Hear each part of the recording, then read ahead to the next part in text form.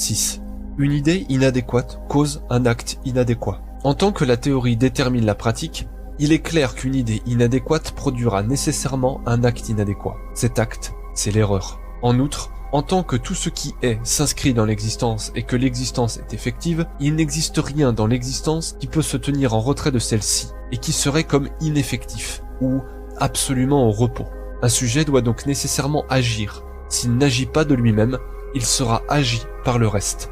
Et comme le sujet a nécessairement de l'existence une idée inadéquate et que cette idée le conduit toujours à faire un acte inadéquat, il s'ensuit que le sujet se trompe beaucoup dans tout ce qu'il fait.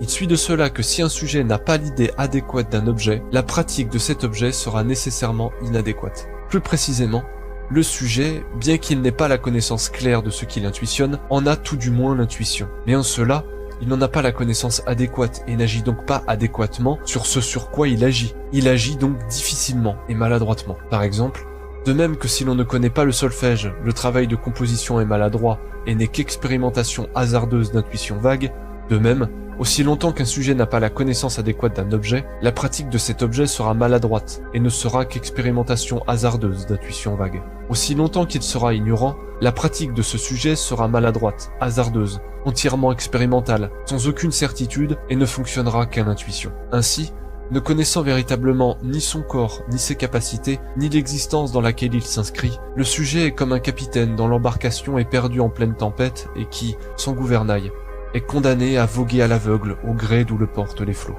De cela, il a suivi que le sujet finit par considérer que ce qu'il est étranger à lui-même. Il fait sans savoir ce qu'il fait, ni comment il le fait. Et c'est pourquoi il le fait malgré lui, et maladroitement. Si bien que le sujet est complètement perdu.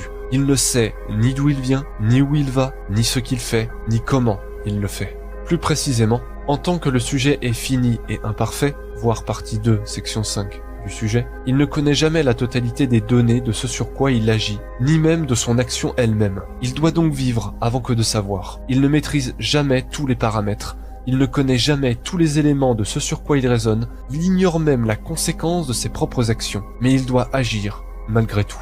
Mais comme il n'a à sa portée que des outils inadéquats auxquels son ignorance le contraint, il fait ce qu'il peut avec ce qu'il a. Il se réfère au bon sens plutôt qu'à la science, à la logique plutôt qu'à la vérité, à l'instinct plutôt qu'au savoir, à l'intuition plutôt qu'à la connaissance, à la confiance plutôt qu'à la justice, au sens de l'honneur plutôt qu'à la vertu, à la conscience plutôt qu'à la morale, et bien d'autres choses encore. Il n'a au fond aucune idée de la réalité de ces mots, mais peu lui importe du moment qu'ils lui permettent d'agir. Il doit agir, car il faut agir.